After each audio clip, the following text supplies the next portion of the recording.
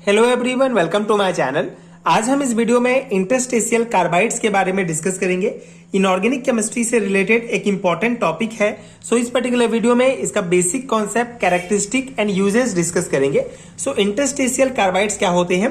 Compounds of carbon with transition metal like titanium, zirconium, tungsten, vanadium, molybdenum etcetera are called interstitial carbide. ठीक है, तो ऐसा compound जो carbon और transition metal से मिलकर बना होता है उसे इंटरस्टेशियल कार्बाइड्स कहा जाता है। ठीक है, ट्रांजिशन मेटल जैसे कि टाइटेनियम, जिरकोनियम, टंगस्टन, वेनेडियम, मॉल्बिडेनम, ये सब। ठीक है, तो ट्रांजिशन मेटल और कार्बन आपस में मिलकर एक कंपाउंड का फॉर्मेशन करते हैं जिसे इंटरस्टेशियल कार्बाइड्स कहा जाता है।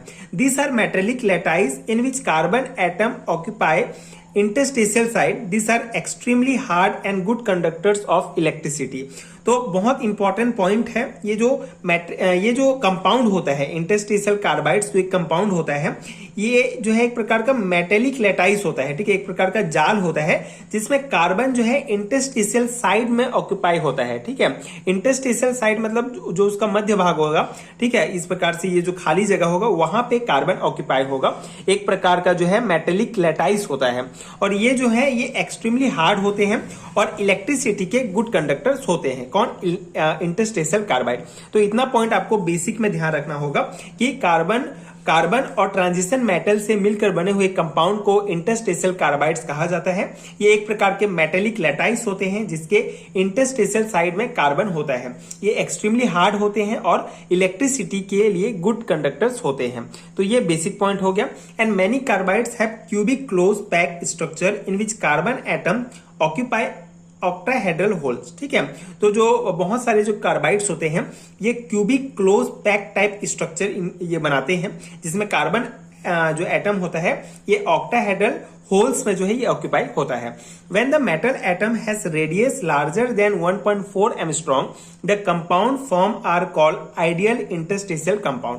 ठीक है, अब यहाँ पे हमने इंटरस्टेशियल कार्बाइड्स क्या हमने डाल लिया।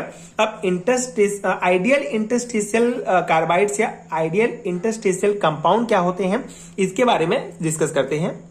यहाँ पे आप देख सकते हैं ये है टंगस्टन कार्बाइड, ये है जिरकोनियम कार्बाइड, ये है मॉल्बिडेनम कार्बाइड्स। इसमें जो हमारा मेटल है, ठीक है, जो ट्रांजिशन मेटल एटम है, अगर इसका रेडियस, ठीक है, इसका रेडियस अगर 1.4 एंगस्ट्रॉम से लार्जर होता है तो ये जो कंपाउंड होगा ये आइडियल इंटरस्टेशियल कंपाउंड कहलाता है। तो ये जो है एग्जांपल है आइडियल इंटरस्टेशियल कंपाउंड के, जो टंगस्टन, जिरकोनियम, मॉल्बिडेनम, इन सब का जो एटॉमिक रेडियस होगा ये 1.4 एंगस्ट्रॉम से ज्यादा होगा। इसीलिए ये एटम कार्बन के साथ रिएक्ट करके जो कंपाउंड बनाएंगे उन्हें आइडियल इंटरस्टेशियल कंपाउंड कहा जाता है। ठीक है, तो ये एग्जांपल है।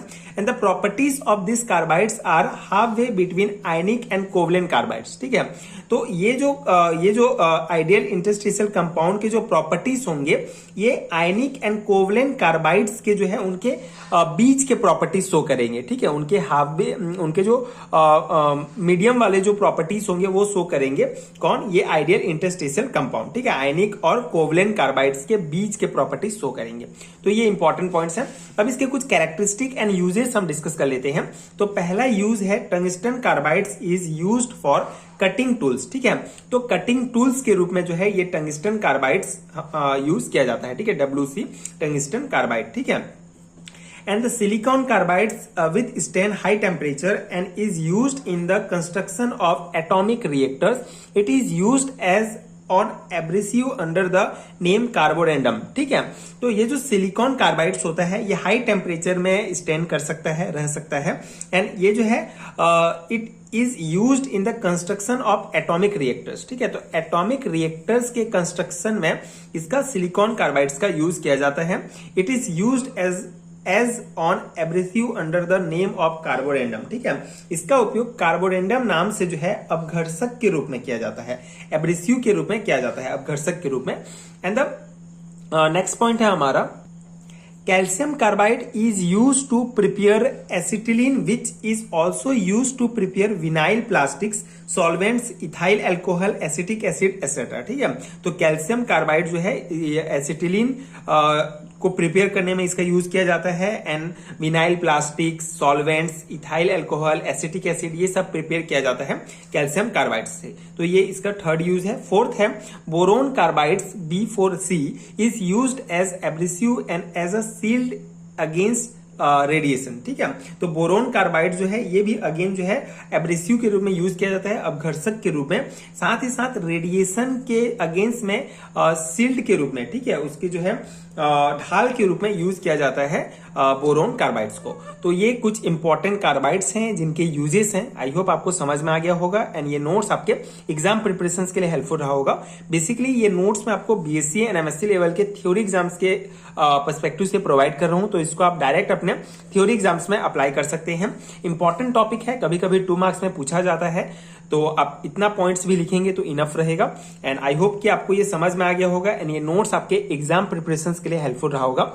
इसी प्रकार अगर आपको बीएससी एंड एमएससी लेवल के और हैंड रिटन नोट्स चाहिए पीडीएफ फॉर्म में, तो नीचे आपको डिस्क्रिप्शन बॉक्स में पीडीएफ स्टोर का लिंक मिलेगा, वहां आप चेक कर सकते हैं, and MSc and BSc level के सारे हैंड रिटन नोट्स डाउनलोड कर सकते हैं केमिस्ट्री के, जो डेफिनेटली आपके एग्जाम प्रिपरेशन के लिए बहुत हेल्पफुल होगा।